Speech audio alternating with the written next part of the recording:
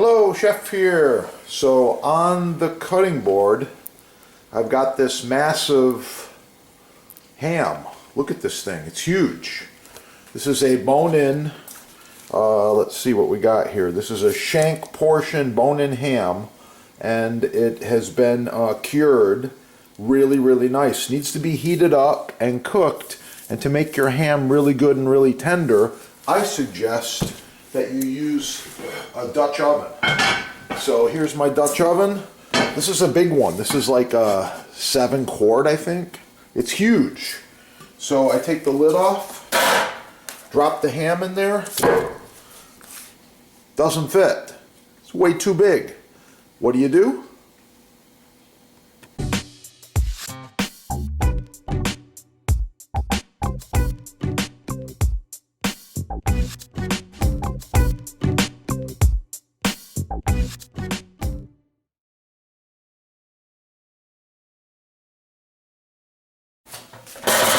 Large roasting pan with a rack in it. Ideal. We're going to put it in the Dutch oven once it cooks for a few hours. Follow along. Wow, and it's 13 pounds. For a giant ham like this, I prefer to use a long slicing knife. I'm going to show you why. We need to do some slices of this ham around the bone. First, we got to remove this packaging. Okay, this is a nice looking ham. I really like the bone-in part, the nice sections of meat. There's a fat cap on here. They left a little of the skin. Sometimes I remove that. However, that gets nice and crispy, and that will, all that fat cap will flow down on the ham. So I'm going to show you a couple of tricks here. First of all, this ham's not cut at all. Sometimes you buy these spiral cuts. Those are really nice, and they make sense. It allows for penetration of the mustard and the seasonings and the cloves, the other things we're going to put on this ham. So I'm going to show you how to do that. First of all, I'm going to leave the fat cap alone back here. I'll leave that alone, and I'm going to cut somewhat of a spiral cut using my knife. I'm going down to the bone in places, but I'm going to cut this about 1/4 inch to 1/2 inch, just like this, right down to the bone.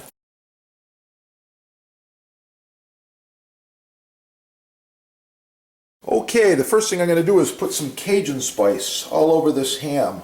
Want to have the flavor and have it penetrate, and we're going to have to flip this baby over and get all around here, just like that. That's what I'm looking for.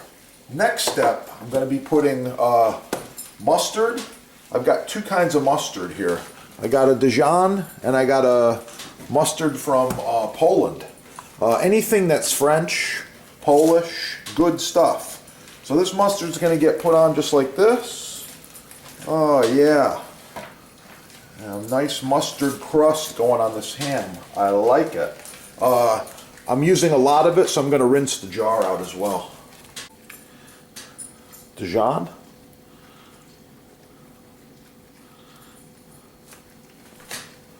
All right, brown sugar. I like to keep mine in a ball jar. You should too. Watch some of the other videos. You're going to learn a lot of tips and a lot of tricks. Brown sugar, generous amount. I'm going to just guess and tell you I'm putting 1.5 cups of brown sugar on this ham, all over the place. I want that sugar to be on the top, the bottom, the left, the right, and I'm going to rub it in like this. Oh yeah. That ham's looking good. Next step.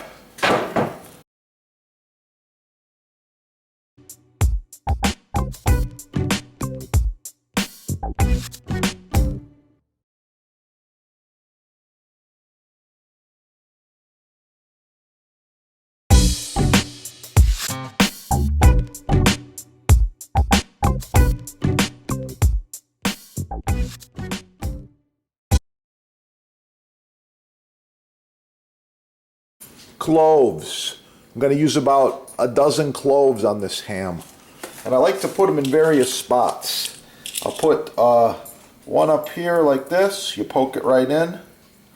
I'll put another one over here, put another one over here. We repeat this process. Now don't forget to remove your cloves. You don't eat the cloves.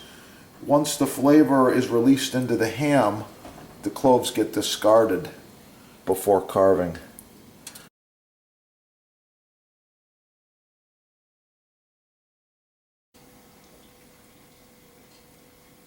Oh yeah, it's looking really good. We're gonna bake this ham now. Let's go with 275 for several hours. Another trick, put a little bit of water in the bottom of the pan. Let's call it 1 cup. Oh yeah. It's gonna be great. I'll be back. Okay, here is the same ham about an hour later. Notice there's some juice in the pan. There's going to be quite a bit more fat in another hour.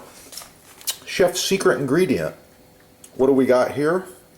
Oh yeah, Madagascar vanilla beans. This particular one is in rum. Let's put about a tablespoon of this across the ham, just to add a little essence of vanilla, an extra complex flavor, and wow! The people that get to taste this are gonna go, whoa! It's gonna be good. Let it keep cooking. I'll be back. Oh, here we go. Ham just came out of the oven. So now we're at a few hours later. Instant read thermometer. It's telling me it's 70 degrees in my kitchen here. Oh no. Wow. Problem.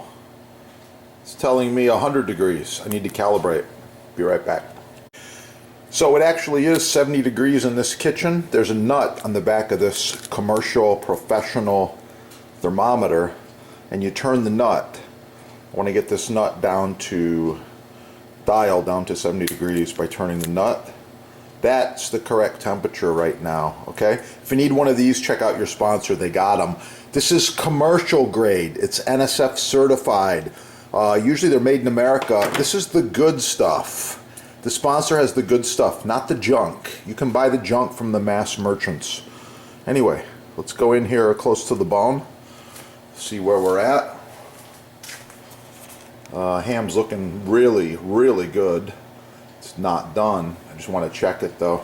And another thing, the water, the moisture in the liquid has evaporated from the pan. So we'll be adding another 2 cups of water. And the next thing, of course, is to let it continue cooking. You can see that we're only at a little over 100 degrees. Very minimum. I want to get this ham is 165 or so, because that's the correct temperature for meat. I don't like rare or raw meat. And to be on the safe side, listen to the chef, follow the instructions, and just give me a yes, chef, and you'll be good. Subscribe right here. I'll be back. Smells so good too. Wow.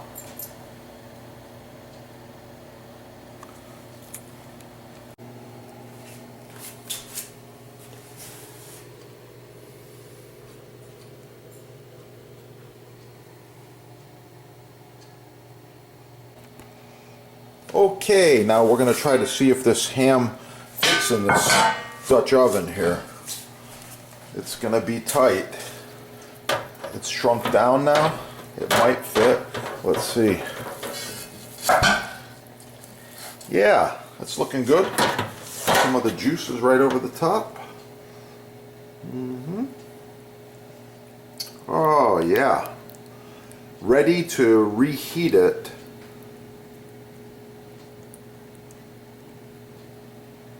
When we're ready to serve. Oh yeah. Like, share, subscribe, support your sponsor. Check out the product section. There are a bunch of different Dutch ovens. This one's going to be really good. Of course, the lid doesn't fit, but that's okay. Plastic wrap. Subscribe right here. Get cooking. Oh yeah, it's going to be good.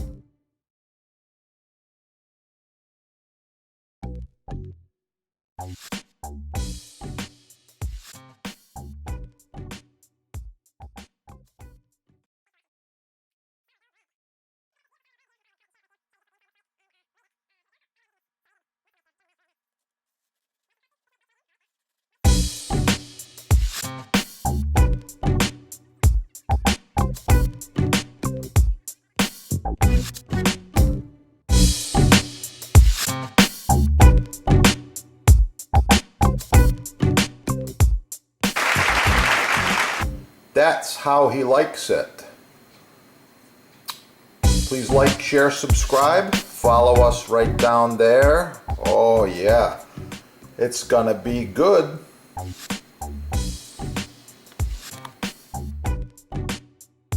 Okay, that right there is a perfect chopped basil.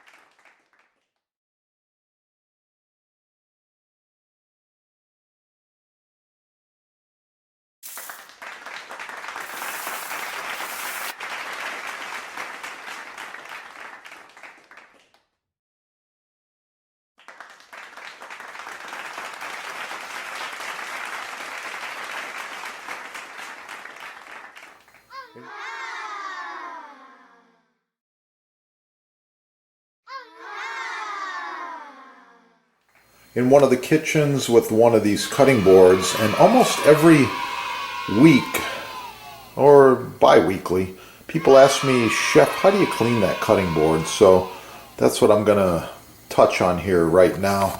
So this is a rock maple board. It's reversible. It's 20 by 15 by 2 1/4, and it's one of these. Really good quality here. I like it. This one's been used for a long, long time, maybe more than 6 or 7 years, I think.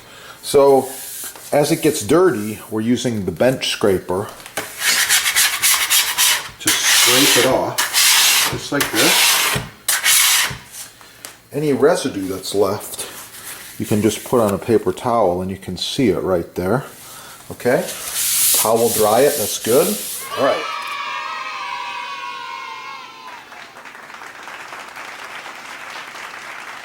Now by looking at this, the board's getting a little bit dry.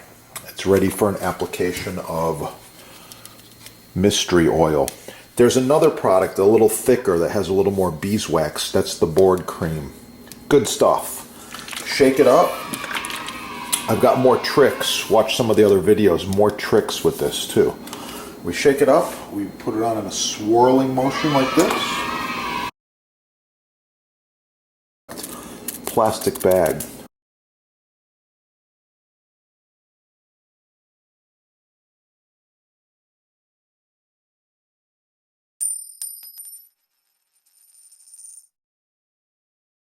Are you thinking about upgrading your kitchen? Would this look good? Perhaps this one? Visit the sponsor. They do custom quotes, save you money, free shipping, and no tax.